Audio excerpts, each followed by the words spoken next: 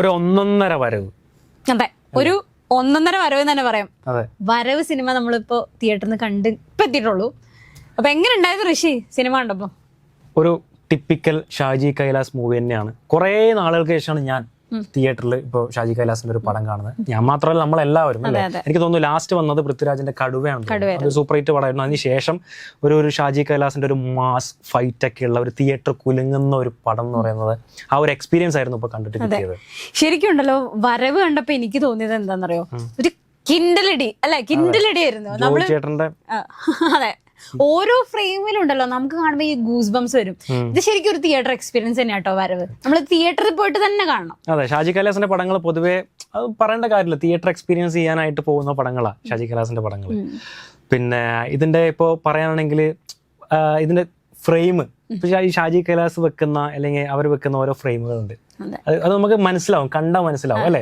ഒരു ഫ്രെയിം കണ്ടത് മനസ്സിലാവും ഇത് ഷാജി കൈലാസിന്റെ സിനിമ. അത് എന്തുകൊണ്ടാ പറയുന്നത്, നമ്മൾ പണ്ട് ഇപ്പൊ ചിന്താമണിക്കോൽ കേസ് കാണുമ്പോഴും അല്ലെങ്കിൽ പല സിനിമകളും എന്താ പറയാ, ഷാജി കൈലാസിന്റെ സിനിമ കാണുമ്പോ ചിലപ്പോ ഇങ്ങനെയൊക്കെ ആയിരിക്കും കൈ വരിക ഫ്രെയിമില്. അതിൽ ഈ പറയുന്ന കണ്ണിന്റെ ഒക്കെ പ്രത്യേക ഷോട്ടൊക്കെ വെക്കും. ഒരു നോട്ടം, ഒരു വാളിന്റെ ഒരു ഷോട്ട് ഉണ്ട്. ഒരു വാളിന്റെ ഒരു സീനിൽ, ഇപ്പൊ ഈ വരവില് വാളിന്റെ സീനില് ജോജുവിന്റെ മുഖം കാണിക്കുന്ന ഒരു സീനുണ്ട്. ഇതൊക്കെ ഷാജി കൈലാസ് തന്നെ പറ്റുള്ളൂ. ഭയങ്കര സ്റ്റൈലിഷ് ആയിട്ട് ആൾക്കാരെ പ്രസന്റ് ചെയ്യാൻ ഷാജി കൈലാസ് ഒരു നമ്പർ 1 ഡയറക്ടറാണ് പണ്ടും. അതെ അതെ. പിന്നെ അതുപോലെ തന്നെ ഈ കിണ്ടലടി എന്ന് പറഞ്ഞ പോലെ തന്നെ ഈ കിണ്ടലടിക്ക് സപ്പോർട്ടായിട്ട് സാം സിയസിന്റെ ഒരു ബാക്ക്ഗ്രൗണ്ട് മ്യൂസിക് എടുത്ത് പറയേണ്ട ഒരു കാര്യം. അതെ അതെ. പിന്നെ സിനിമാറ്റോഗ്രാഫി പറയുകയാണെങ്കിൽ നമ്മൾ ആരായിരുന്നു, എസ് ശരവണനായിരുന്നു സിനിമാറ്റോഗ്രാഫി. നല്ല വിഷ്വൽസ് ആയിരുന്നു, നല്ല ലൊക്കേഷൻസും ആയിരുന്നു. അത് എടുത്ത് പറയേണ്ടതാണ്. അപ്പൊ അതിന്റെ കളറിംഗ് ആണെങ്കിലും ഗ്രേഡിംഗ് ആണെങ്കിലും അതൊക്കെ ഓരോ ഫ്രെയിം നമ്മളിങ്ങനെ കണ്ടിരുന്ന് പോകും. പക്ക തിയേറ്ററിൽ ഇരുന്ന് അല്ലെങ്കിൽ ഒരു 4K പ്രൊജക്ഷനിൽ ഇരുന്ന് നമുക്ക് കാണാൻ പറ്റിയ നല്ല വിഷ്വൽസ് ആയിരുന്നു. അല്ലെ, ഇപ്പൊ ഷാജി കൈലാസിന്റെ കാര്യം പറഞ്ഞപ്പോ തന്നെ ഇപ്പൊ ഫൈറ്റിന്റെ കാര്യം കിണ്ടലടിനെ പറ്റിയൊക്കെ പറഞ്ഞല്ലോ. പക്ഷെ അതിന്റെ കൂടെ തന്നെ ഇമോഷനും കൂടി നമുക്ക് ഫീൽ ചെയ്യിപ്പിക്കുന്നുണ്ട് സിനിമ അല്ലെ.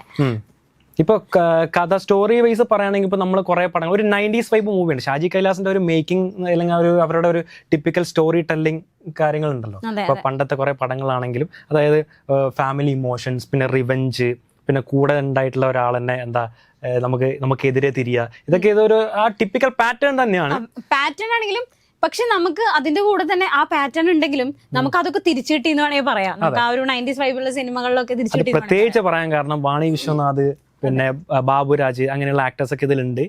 അവരൊക്കെ അവരുടെ പഴയ ഫോമിൽ കാണാൻ പറ്റി. അത് പറയാനുള്ള ഒരു കാരണം എന്ന് വെച്ചാല് ആദ്യത്തെ ഫസ്റ്റ് ഹാഫിൽ ഭർത്താവും സെക്കൻഡ് ഹാഫിൽ ഭാര്യയാണ് പൊളിച്ചടിക്കുന്നത്. പിന്നെ ജോജുവിന്റെ പെർഫോമൻസ് ഒന്നും പറയാനില്ല. ഓഫ് കോഴ്സ് കണ്ണുകൊണ്ട് അല്ലെ, ഒരു നോട്ടങ്ങളും കാര്യങ്ങളും, പിന്നെ സ്വാഗിനെ പറ്റി ഒന്നും പറയാനില്ല. ബാക്ക്ഗ്രൗണ്ട് സ്കോർ ഒക്കെ വരുമ്പോൾ നമുക്ക് ഗൂസ് ബംപ് പഠിക്കുന്ന കുറെ മൊമെന്റ്സ് തിയേറ്ററിലുണ്ട്. പണ്ട് നമ്മള് ഇപ്പൊ സുരേഷ് ഗോപി അല്ലെങ്കിൽ ലാലേട്ടന്റെ ഒക്കെ ഫൈറ്റ് കണ്ടിരുന്നത് ഇപ്പൊ ജോജു ചേട്ടന്റെ ഫൈറ്റ് കാണാനാണ് കാത്തിരിക്കുന്ന ആളുകൾ. ഇപ്പോ ഈ ഒരു ഓർഡറിൽ ഞാൻ ഒരു പോസ്റ്റർ ഉണ്ട് ജോജു ചേട്ടന്റെ പേജിൽ തന്നെ കണ്ടതാ. ഷാജി കൈലാസിന്റെ പടങ്ങൾ ഓരോ നായകന്മാരെ വെച്ചിട്ട് അതിൽ ലാലേട്ടൻ, മമ്മൂക്ക, സുരേഷ് ഗോപി, അങ്ങനെ ഓരോരോ ആൾക്കാർ വന്ന് ഇപ്പൊ ജോജി ജോർജ്, ആ ഒരു പാറ്റേൺ ഇപ്പൊ അത് അന്വർത്ഥമാക്കുന്ന രീതിയിൽ തന്നെയാണ് ഈ പടം.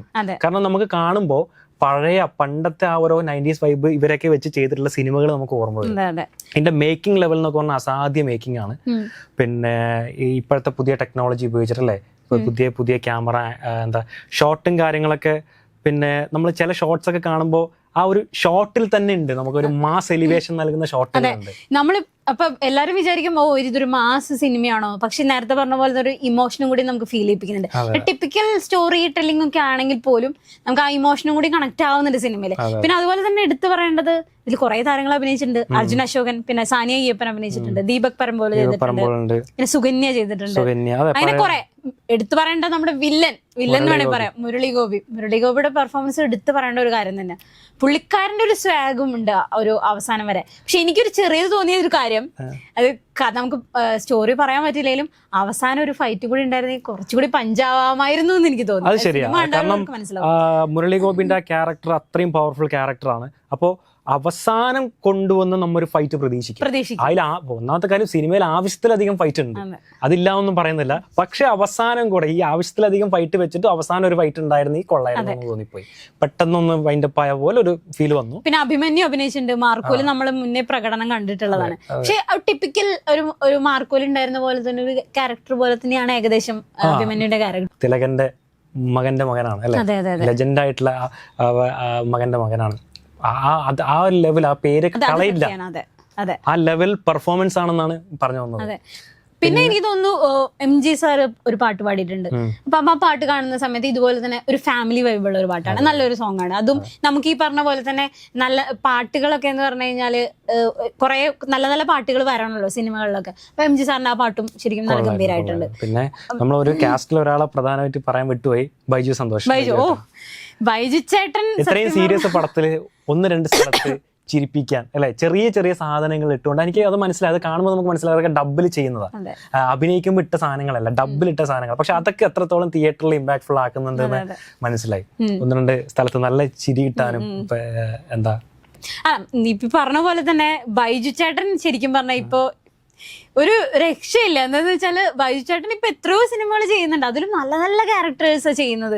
അപ്പൊ അതൊക്കെ നമുക്ക് ഭയങ്കര സന്തോഷമാണ്. ആ നമ്മുടെ അത്രയും സീനിയേഴ്സ് ആയിട്ടുള്ള ആക്ടേഴ്സ് ഇപ്പോഴുള്ള സിനിമകളൊക്കെ കസർന്ന് കാണുമ്പോ. അതുപോലെ തന്നെ അസീസ് നെടുമങ്ങാട് ക്യാരക്ടർ, ഇപ്പൊ അസീസ്ക്കൊന്നും ഇല്ലാത്ത പടങ്ങളില്ല ഇപ്പൊ. പിന്നെ ഒരു പക്ക ക്യാരക്ടർ പിടിച്ച് അല്ലെ, നല്ലൊരു അടിപൊളിയായിരുന്നു പെർഫോമൻസ്. അവരുടെ വൈഫായിട്ട് അഭിനയിച്ച വീണ നായർ, അവരും എല്ലാം എനിക്ക് തോന്നിയത് എന്താ പറയുക, എല്ലാവരും അവരുടേതായിട്ടുള്ള ഒരു ക്യാരക്ടർ എല്ലാവരും നല്ല രീതിയിൽ പെർഫോം ചെയ്തിട്ടുണ്ട്. പിന്നെ നിനക്ക് തോന്നിയായിരുന്നു, അതായത് നമ്മൾ ഉയർ സിനിമയിലൊരു അതെ മിത്ര സഞ്ജയ് ഉയർ സിനിമയില് നമ്മുടെ ഗംഭീര പ്രകടനമായിരുന്നു ആ കുട്ടി ആ സിനിമയിൽ കാഴ്ചവെച്ചു. ഈ സിനിമയിൽ അതുപോലെ തന്നെ, അതായത് ഒരു ചെറിയ കുട്ടിയുടെ ഇത്രയും നമ്മൾ പ്രതീക്ഷിക്കില്ല. അസാധ്യ പ്രകടനമാണ്, ചെറിയ കുട്ടിയായിട്ട് പോലും പെർഫോം ചെയ്യുന്ന. അതായത് ആ ചെറിയ കുട്ടിയായിട്ട് ആ മിത്ര സഞ്ജയ് എന്ന് പറഞ്ഞ ആ ചെറിയ കുട്ടി, എനിക്ക് തോന്നുന്നു ആ ചെറിയ കുട്ടി തന്നെയാണ്. അവര് ആ ഒരു ക്യാരക്ടർ ഇത്രയും ഡെപ്തോടു കൂടി ചെയ്യണം എന്നുണ്ടെങ്കിൽ അത് ഗംഭീരമായിട്ടുണ്ട്. അത് എടുത്തു പറയേണ്ട ഒരു കാര്യം തന്നെയാണ്. അപ്പം ശരിക്കും പറഞ്ഞു കഴിഞ്ഞാൽ ഒരു അതെ, ഒരു ഓവറോൾ തിയേറ്റർ വാച്ച് മൂവി തന്നെയാണ്. നിങ്ങൾക്ക് തിയേറ്ററിൽ പോയിരുന്ന് ഒരു എന്താ പറയുക കിൻഡൽ ഇടി വൈബ് പടം കണ്ട് തിരിച്ചു വരാം. ഇപ്പോഴും പറയുന്നു ടിപ്പിക്കൽ ഷാജി കൈലാസ് മൂവി തന്നെയാണ്. നല്ല മേക്കിംഗ് ആണ്, അസാധ്യ മേക്കിംഗ് ആണ്, അസാധ്യ എന്താ സിനിമാറ്റോഗ്രാഫിയാണ്, അസാധ്യ ഡയറക്ഷൻ ആണ്. എല്ലാം കൊണ്ടും മ്യൂസിക്കും കൊള്ളാം, അടിപൊളി പക്ക തിയേറ്റർ മെറ്റീരിയൽ സ്റ്റഫ്.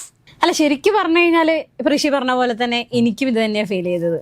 ഒരു കിൻഡലടി പടം മാത്രമല്ല, അതിൽ കുറെ ഇമോഷൻ ഉണ്ട്, അല്ലെങ്കിൽ അസാധ്യ പെർഫോമൻസുകൾ ഉണ്ട് എല്ലാവരുടെയും. അപ്പൊ എല്ലാം കൂടി ചേർന്നിട്ടുള്ള ഒരു അടിപൊളി എന്താ പറയാ ഫാമിലി എന്റർടൈനർ എന്ന് വേണമെങ്കിൽ പറയാം. അങ്ങനത്തെ ഒരു സിനിമ തന്നെയാണ്. അപ്പൊ എല്ലാവരും തിയേറ്ററിൽ പോയി കാണണം. വരവ് ഒരു 1.5 വരവ്. ഒരു ഉറപ്പും കൂടെ ഞാൻ പറയാം, നിങ്ങളിത് തിരിച്ച് 90s വൈബിലേക്ക് കൊണ്ടുപോകും ഈ സിനിമ.